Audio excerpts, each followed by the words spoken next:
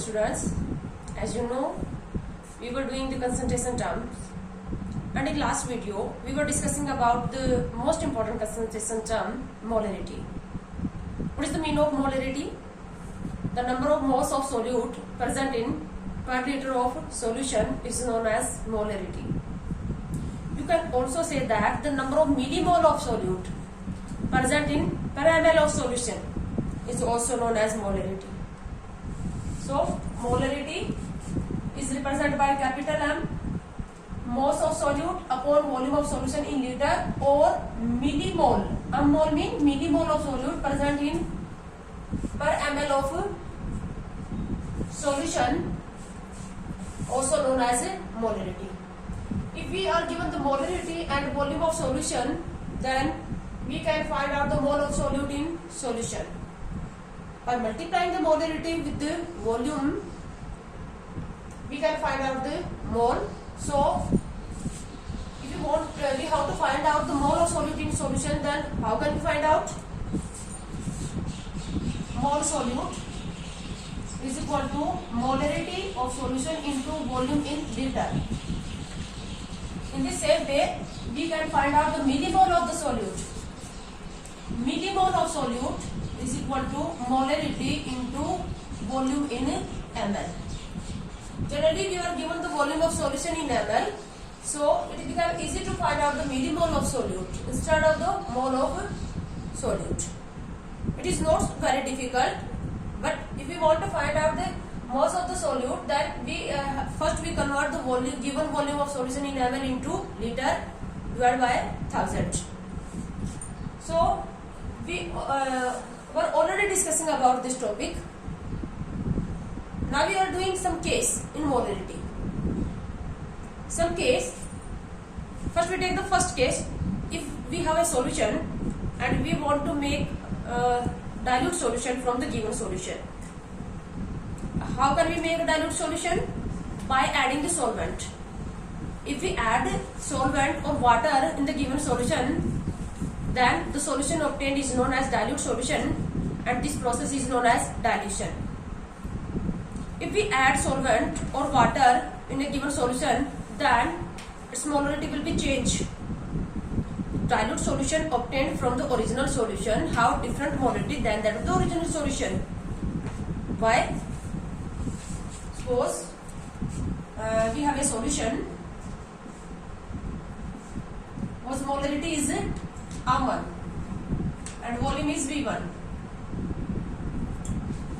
If we add water to dilute it, we obtain dilute solution.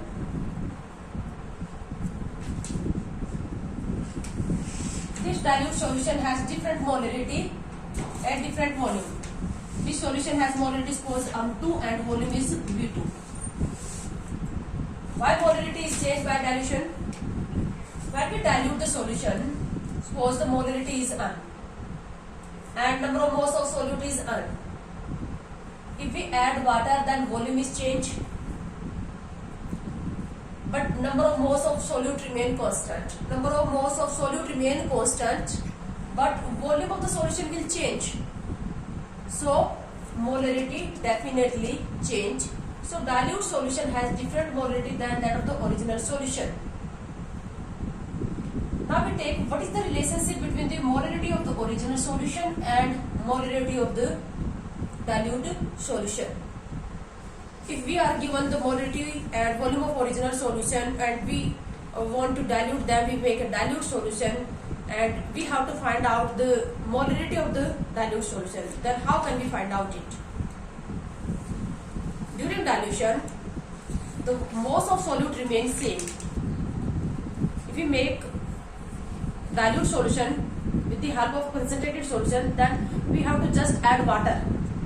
So mole solute remains same, the amount of solute remains same. If amount of solute remains same, then moles of solute also remain same. Mean the number of moles of solute present in original solution also equal to the number of moles of solute present in dilute solution.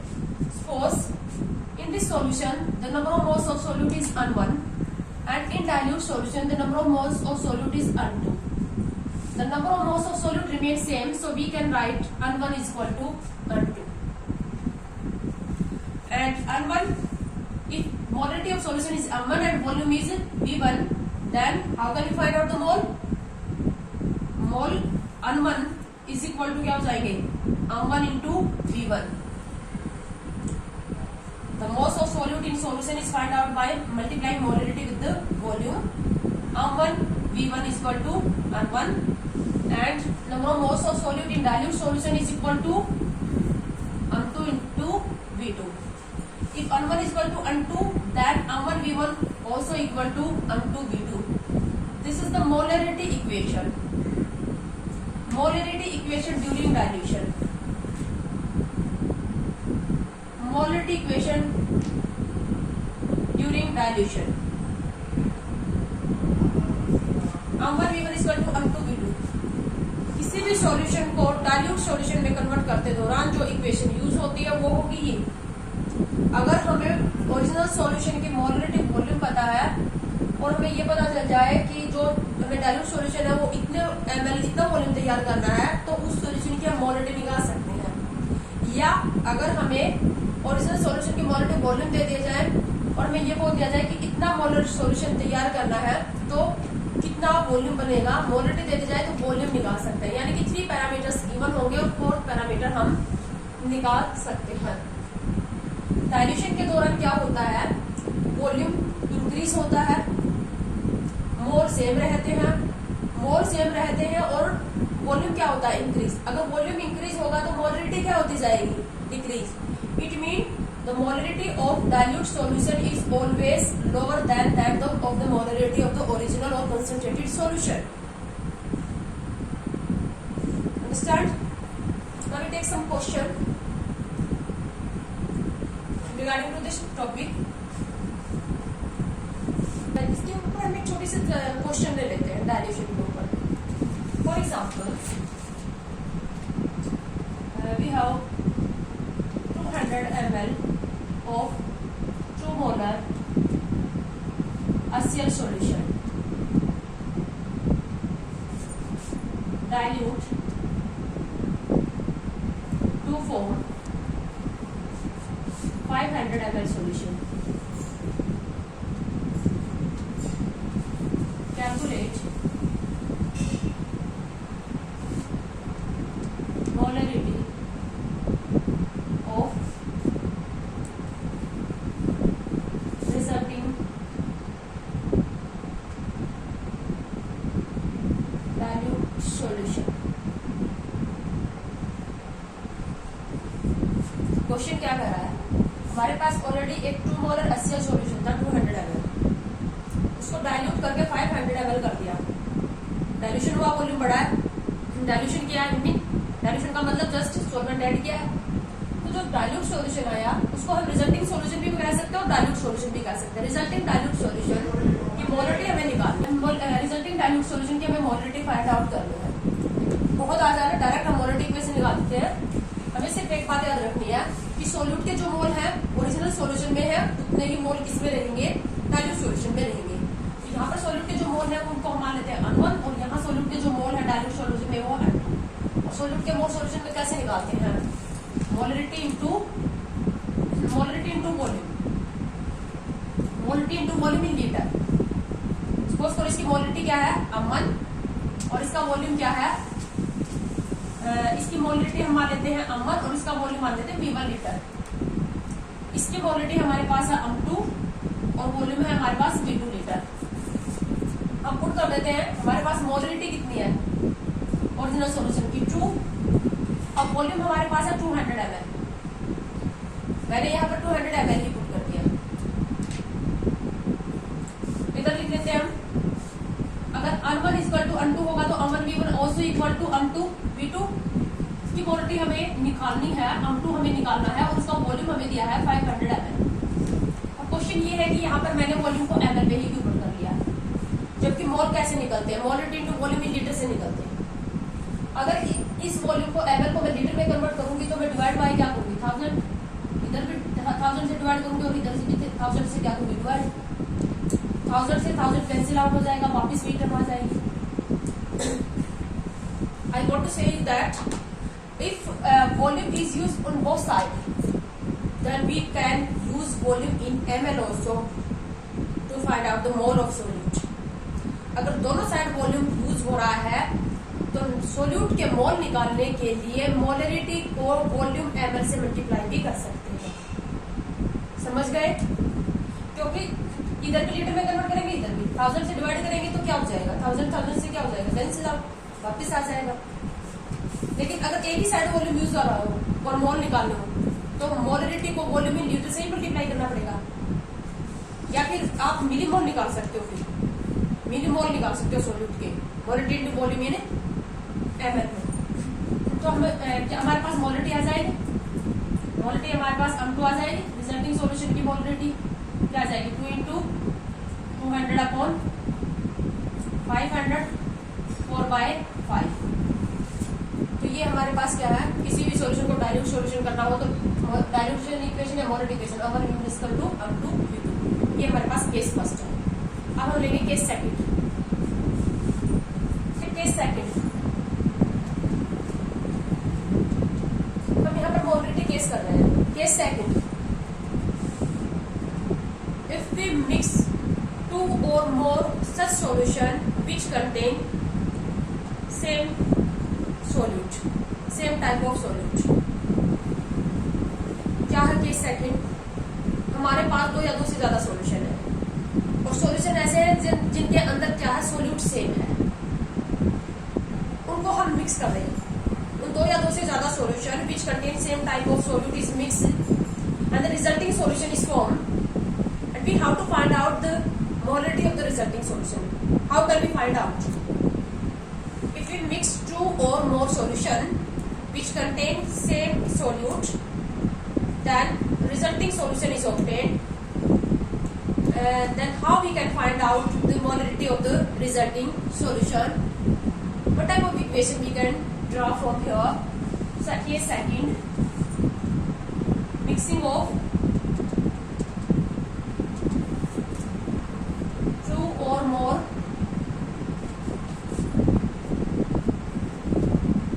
same solute containing solutions, same solute containing 2 या 2 से ज्यादा solution को हम mix करेंगे तो जो mix करने से जो रिजल्टिंग सॉल्यूशन बनेगा उसकी मोलरिटी हम कैसे निकालेंगे। अब हमारे पास क्या है, जैसे कि हमारे पास HCl के सॉल्यूशन है लेकिन अलग अलग मोलरिटी और अलग अलग वॉल्यूम है। तो जैसे हमारे पास एक सॉल्यूशन है HCl का, उसकी मोलरिटी है m1, उसका वॉल्यूम है v1। दूसरा सॉल्यूशन है HCl का, मोलरिटी है m2 और वॉल्यूम है v2। तीसरा सॉल्यूशन है मोलरिटी m3 और volume v3 and so on. इन सबको हमने मिक्स कर दिया, सबको मिक्स करके हमने क्या बनाया, एक सॉल्यूशन बनाया। इन सबको हमने मिक्स करके एक सॉल्यूशन बनाया, तो वो जो सॉल्यूशन बना उस सॉल्यूशन को हम क्या कहेंगे, रिजल्टिंग सॉल्यूशन, रिजल्टिंग सॉल्यूशन। और इसकी मोलरिटी रिजल्टिंग मोलरिटी कहलाएगी, उसको हमें फाइंड आउट करना है। तो हम कैसे फाइंड आउट करें, अब हमें एक बात याद रखनी है कि इसमें सोल्यूट के जो मोल होंगे, सोल्यूट कौन है, अगर HCl का सॉल्यूशन है तो सोल्यूट HCl है। इसमें सोल्यूट के जो मोल होंगे सपोज करो वो क्या है, n1। इसमें सोल्यूट के मोल है वो है n2। इसमें सोल्यूट के मोल है वो क्या है, n3। इस सबको हम जोड़ रहे हैं, मिक्स कर रहे हैं, तो सारे मोल क्या हो जाएंगे, टोटल मोल कितने हो जाएंगे, n1 plus n2 plus n3 is equal to n total. Total HCl के मोल निकाल लिए हमने, इसमें है n1 मोल, इसमें है n2 मोल, इसमें n3 मोल, तो टोटल मोल आ गए इन सबको जोड़ के। अब इस सॉल्यूशन के मोल कैसे निकलेंगे, किसी भी सॉल्यूशन में सोल्यूट के मोल कैसे निकलते हैं, इसकी मोलरिटी है m1 और वॉल्यूम है v1, तो n1 इज इक्वल टू क्या हो जाएगा, m1 v1 plus 2 plus n2। दूसरे सॉल्यूशन के जो मोल है n2 वो क्या हो जाएंगे, इस सॉल्यूशन की मोलरिटी इनटू वॉल्यूम प्लस तीसरा सॉल्यूशन जो है उसके मोल कैसे आ जाएंगे, उसकी मोलरिटी है m3 और वॉल्यूम है v3। टोटल मोल कैसे आ जाएंगे, m टोटल कह लो या रिजल्टिंग कह लो, इनटू वॉल्यूम टोटल। अगर हम दो या दो से ज्यादा ऐसे सॉल्यूशन को मिक्स कर रहे हैं जिनके अंदर सेम सॉल्यूट प्रेजेंट है, तो हमने क्या किया, सभी सॉल्यूट के टोटल मोल को जोड़ के सभी सॉल्यूशन के अंदर जो सॉल्यूट के जो मोल थे उनका सम किया और टोटल मोल निकाल लिए। अब एक सॉल्यूशन के अंदर जो मोल थे वो कैसे निकालेंगे, उस सॉल्यूशन की मोलिटी उसका वॉल्यूम, दूसरे सॉल्यूशन की मोलिटी उसका वॉल्यूम, तीसरे सॉल्यूशन के मोल, तो इस तरह से सभी मोल का सम कर दिया तो कितने आ जाएंगे टोटल मोल। और टोटल मोल कैसे निकालेंगे, टोटल मोलिटी और टोटल वॉल्यूम, टोटल मोलिटी या रिजल्टिंग मोलिटी भी कर सकते हो। ये रिजल्टिंग सॉल्यूशन बना इन सबको मिक्स करके। तो अब हमें अनटोटल निकालना है या हमें रिजल्टिंग सॉल्यूशन की मोलिटी निकालनी है, तो हम इस इक्वेशन का यूज करके निकाल सकते हैं। बट ये इक्वेशन कहाँ पर यूज हो रही है, इलेक्ट्रोलाइट हमारे पास क्या, सॉल्यूट हमारे पास सभी सॉल्यूशन के अंदर क्या होना चाहिए, सेम होना चाहिए। अब फिर से देखो, जैसे आप मोल निकालते हैं तो मोल कैसे निकालते हैं, molality into volume in litre से मल्टीप्लाई करते हैं ना। बट यहाँ पर वॉल्यूम दोनों साइड है, वॉल्यूम यहाँ पर दोनों साइड है, तो अगर वॉल्यूम दोनों साइड है तो हम यहाँ पर वॉल्यूम ml में भी यूज कर सकते हैं। ठीक है, इसके ऊपर एक छोटा सा क्वेश्चन ले लेते हैं। सपोज करो हमें एक क्वेश्चन दिया गया है, if we mix 200 ml of 2 molar HCl solution with 300 ml of 1 molar HCl solution, find out molarity of resulting solution।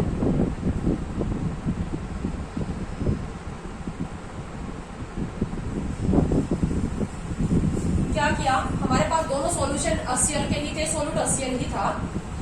तो एक सॉल्यूशन का वॉल्यूम है हमारे पास 200 ml और उसकी मोलरिटी है 2 मोलर, दूसरे सॉल्यूशन का वॉल्यूम 300 ml और वो है 1 मोलर। इन दोनों सॉल्यूशन को हमने मिक्स करके जो रिजल्टिंग सॉल्यूशन आया, उस रिजल्टिंग सॉल्यूशन की हमसे ये मोलरिटी पूछ रहा है।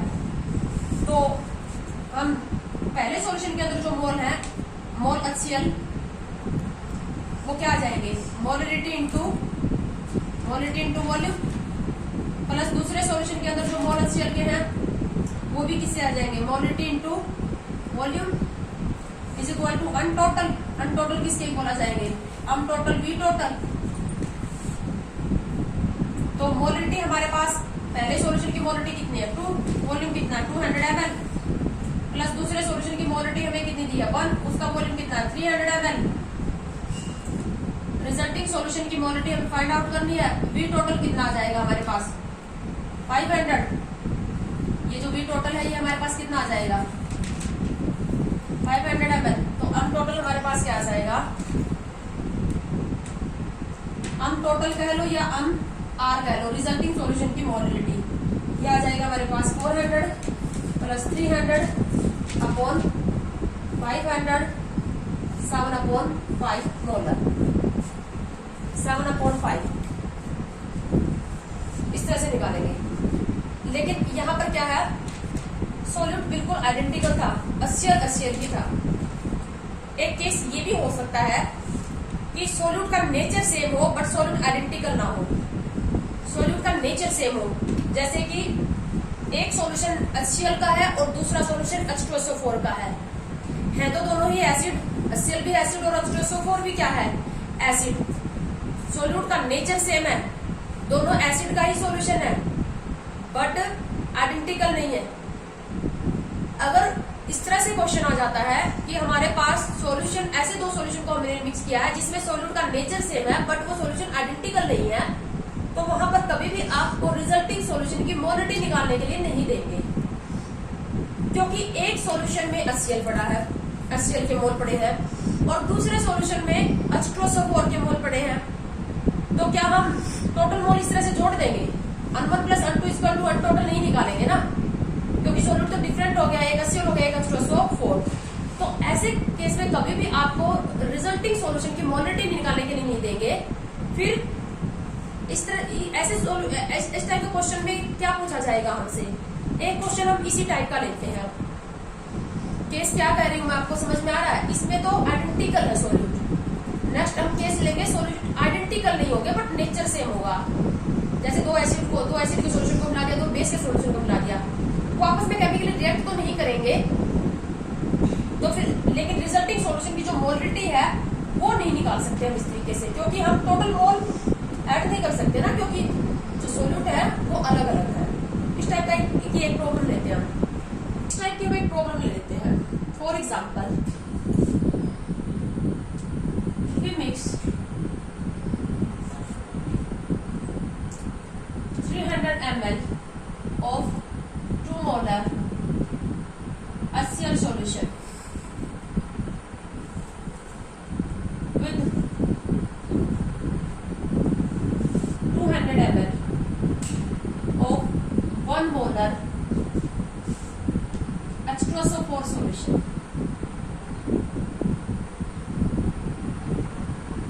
Find out concentration of H positive. Concentration of hydrogen ion. H positive ion को क्या बोलते हैं? Hydrogen ion. हमने सॉल्यूशन ऐसे लिए हैं जिसमें सॉल्यूट का नेचर सेम है, एक HCl का, एक H2SO4, दोनों एसिड का, केमिकली रिएक्ट नहीं करेंगे, बट सोल्यूट आइडेंटिकल नहीं है, तो N1 प्लस N2 निकाल के अनटोटल नहीं कर सकते, क्योंकि N1 मोल है HCl के और N2 मोल किसके? H2SO4 के। तो इस टाइप के क्वेश्चन में आपको रिजल्टिंग मोलरिटी निकालने के लिए नहीं देंगे। एक आध बुक में रिजल्टिंग मोलरिटी दे रखा है, क्वेश्चन की सेंस जो है वो गलत है, वहां पर सही सेंस नहीं बनती। फिर क्या पूछ लिया गया हमसे? H पॉजिटिव आयन की कंसंट्रेशन। अब ये H पॉजिटिव आयन की कंसंट्रेशन से क्या मतलब है? कंसंट्रेशन अगर तुमसे ये कह देना कि इसकी कंसंट्रेशन निकालो, कंसंट्रेशन का सीधा सीधा मतलब है मोल पर लीटर, क्योंकि हम ये सारी कंसंट्रेशन टर्म ही पढ़ रहे हैं वैसे तो, लेकिन हम एक अगर कुछ भी मेंशन नहीं किया गया, सिर्फ कंसंट्रेशन पूछ लिया, तो मोल पर लीटर यानी कि मोलरिटी पूछ रहा है वो H पॉजिटिव आयन की तुमसे। Molarity of H positive ion mean how many moles of H positive ion present in पर लीटर ऑफ सॉल्यूशन। इन दोनों सॉल्यूशन को मिक्स करके जो रिजल्टिंग सॉल्यूशन बनेगा उसमें पर लीटर सॉल्यूशन में H पॉजिटिव आयन के मोल कितने होंगे वो हमें फाइंड आउट करना है।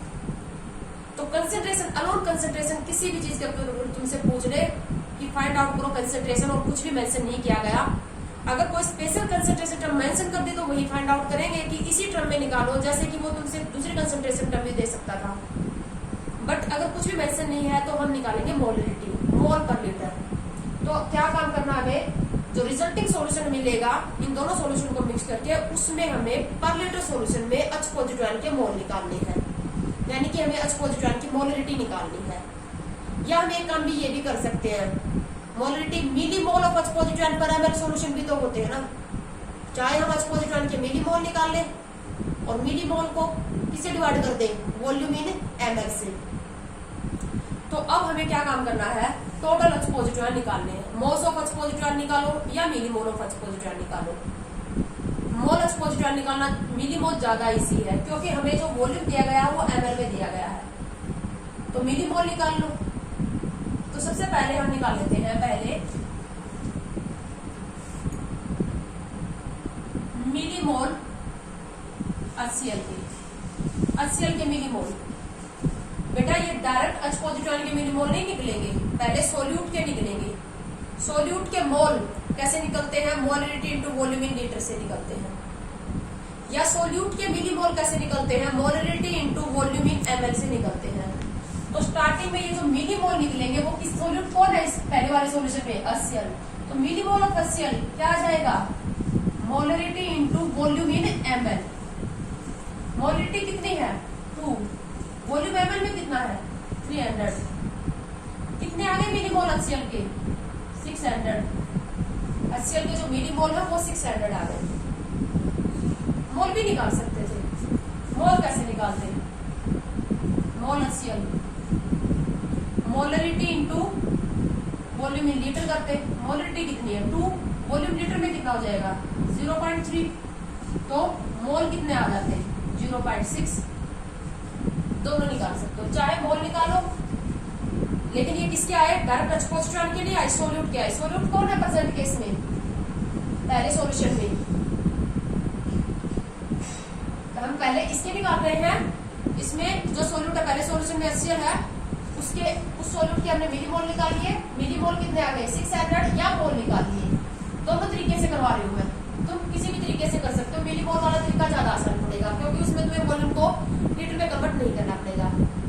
अब हम निकालेंगे मिलीमोल H2SO4 के। दूसरा सॉल्यूशन जो है वो हमारे पास है H2SO4 का, तो यहाँ पर हम निकालेंगे मिलीमोल H2SO4। मिलीमोल H2SO4 भी ऐसे निकलेंगे, वॉल्यूम इंटू मोलरिटी। मोलरिटी है 1 और वॉल्यूम है हमारे पास 200 ml। तो H2SO4 के जो मिलीमोल आ गए वो 200 आ गए। या मोल निकाल लो, मोल H2SO4 molarity into volume in litre. 200 ml को लीटर में कन्वर्ट करोगे तो 0.2 लीटर, मोलरिटी है 1 तो कितने आ जाएंगे 0.2 मिलीमोल। अब हमने दोनों सॉल्यूट के मोल या मिलीमोल निकाल लिए। अब हमने दोनों सॉल्यूट को क्या कर रखा है, अब यहां से हम निकालेंगे H positive ion, mole of H positive ion या millimole of H positive ion. सबसे पहले हम निकाल लेते हैं इस केस में। अब हमें यह पता है कि HCl जो है, जब एक HCl मॉलिक्यूल टूटता है तो 1 मोल H पॉजिटिव आयन और 1 मोल Cl नेगेटिव आयन देगा। एक HCl मॉलिक्यूल टूटेगा तो 1 H पॉजिटिव आयन और 1 Cl नेगेटिव आयन देगा। 1 मोल HCl अगर टूटेगा तो 1 मोल H पॉजिटिव आयन और 1 मोल Cl नेगेटिव आयन देगा। या 1 मिलीमोल HCl अगर ब्रेक डाउन होगा, 1 मिलीमोल HCl अगर ब्रेक डाउन होगा तो 1 मिलीमोल H पॉजिटिव आयन और 1 मिलीमोल Cl नेगेटिव आयन देगा।